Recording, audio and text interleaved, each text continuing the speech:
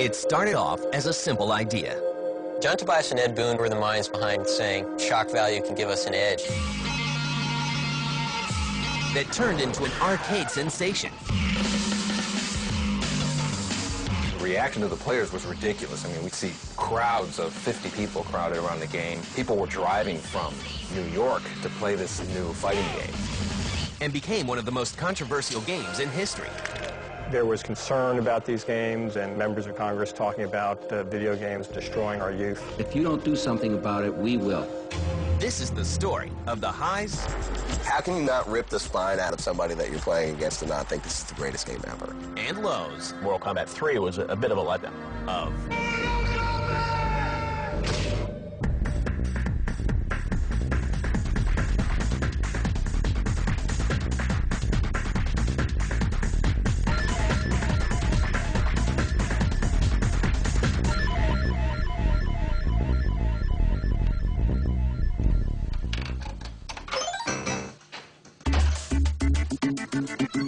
It's the late 1980s, and fate brings together two game developers at a Chicago-based game company called Midway. Their names are Ed Boon and John Tobias.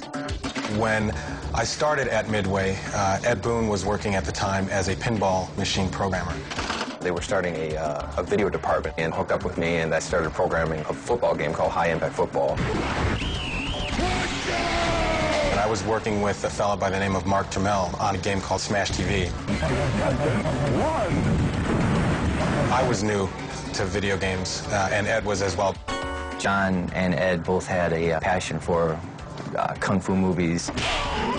John especially. They both realized that they had the same interests. John Tobias and Ed Boon were sort of two of the chief innovators on the design and art side in Midway at the time. They were the minds behind saying shock value can give us an edge in terms of breaking into the market. Soon, the two decide to work together on a new game. So we had this conversation, and when neither of us had really worked on a game with each other, and we said, you know, yeah, we should do a fighting game sometime. At the time, Midway had a hardware system that could support digitized graphics, which was fairly new back in the late 80s, early 90s. And we wanted to really take advantage of that. And we thought that a fighting game or something where characters could be represented very large on screen would be something that we could take advantage of and create a game around. They meet with an early setback. We wanted to make, you know, Van Damme, the video game. At the time, I think he might have signed a deal with Sega or something. You know, they said, you know, sorry you guys, but you can't have it. And, you know, Bloodsport, I think, had just come out, and we were all bummed out. But the release of a popular fighting game helps get their project off the ground. Street Fighter II had come out and proved successful in the arcades, and so that just kind of bolstered our desire to do a fighting game. And it also gave management the opportunity to give us the go-ahead to start work on the project. So we went into the back, you know, with the blue screen and videotaped some friends, you know, throwing kicks and punches, and I mocked something up in my office, and suddenly when we got this uppercut going, management came in and they saw it and they were like, you know, okay, you know, green light. When we started work on Mortal Kombat, because we were digitizing actors, we needed to find real martial artists to work with. And it just so happened that some friends of mine had been practicing martial arts for years and years, and they were very good at it. They were the sort of the go-to guys for us on the first game. So at that point, it was like, you know, a three-person team, and my job was going to be basically doing backgrounds. John Tobias would be doing the character work. John would design the characters and what they looked like, their costumes. And Ed would be doing the programming. And I was kind of like, how did the game play? How quickly were the controls responsive? And what were the secret moves? And then later on, you know, as the game was getting nearer to completion, Dan Forden came into the picture and started doing sounds for the game.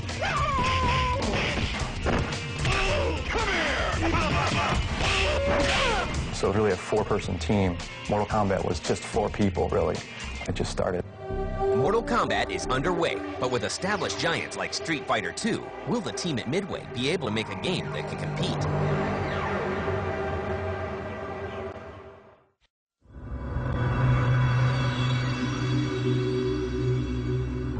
It's 1991, and a team of developers led by Ed Boon and John Tobias is hard at work making sure Mortal Kombat isn't just another fighting game. What separated us visually from Street Fighter, we had blood. It It was almost like, you know, an MTV version of Street Fighter, you know, very American. Street Fighter was really like a like hand-drawn kind of cartoon, and Mortal Kombat it's like digitized graphics, but kind of hand-painted on top of the digitized, so there's a polished, digitized look. It had a unique look to it. One of the first things Midway does is create a story with a distinct cast of characters. Mortal Kombat really started out as like this whole tournament thing. It's kind of like very similar to Enter the Dragon. The whole storyline just seemed a little bit bigger than a normal video game, and just something you could relate more, get more into it than a normal fighter. In Mortal Kombat, they really spent a lot of time developing kind of mythology about each of these characters and their backstory. The characters in the game were really well defined. Just the way they acted and sort of the way they looked, each character really had its own kind of sensibility to it. Each character has a real repertoire of moves that makes sense for that character. I think you easily found a favorite character when you played that game. The Jean-Claude Van Damme idea didn't pan out. So we already had this character that was kind of dressed up like he was in Bloodsport, and that's kind of like the whole Johnny Cage thing. There was a character in Big Trouble in Little China, this guy with a big hat and electricity and stuff, and we were like, you know, we got to make a character like that, and that's where Raiden was born. Liu Kang is kind of a hybrid of Bruce Lee and a couple other martial arts stars that we've seen. Kano. And then Kano was this guy with this metal eye patch, and I think Terminator 2 or something had come out recently, and we said, okay, let's make a guy whose skin is peeling away. We ran out of memory. We had to have two characters with only one amount of memory in the game, so we said, let's make a yellow ninja, tint him blue, and we make another character out of it. We came up with Sub-Zero and Scorpion. Then our CEO said, no, you gotta add one more character, put a female character in the game. Sonya wins. I said, oh, let's call her Sonya. And we threw her in the game, and all of a sudden, we had our cast of 7. But what truly sets Mortal Kombat apart from other fighters is also what will make it infamous. Street Fighter had this feature where a guy would be dizzy, and you would get a free hit when your opponent is dizzy. And I hated being the guy who was dizzy, but I loved being the guy who would make somebody dizzy. So we moved that part of the game to the end of the round, and we said, okay, now just give them a big uppercut at the end. And somebody said, wouldn't it be great if you could, like, you know, just tear their heart out? So fatalities were introduced in the first Mortal Kombat. Sub-Zero could rip the spine out of a character. Sonya could have a kiss of death. People always remember the fatalities in Mortal Kombat. It was the over-the-top finishing move. It's like the grand finale. Wins. We do the whole dun-dun-dun, fade to black. If you know your right 20-button combination at the right time, then you can do this amazing effect. And then the whole thing is like, wow, how'd you do that? And that built the mystery, and the mystery got the fans' attention and kind of snowballed from there. It's a lot more fun to beat your opponent by throwing them to the spikes, as opposed to just saying, game over, I win. In 1992, Mortal Kombat rolls out to arcades, and the reaction is explosive. The reaction of the players was ridiculous. I mean, we'd see crowds of, 50 people crowded around the game.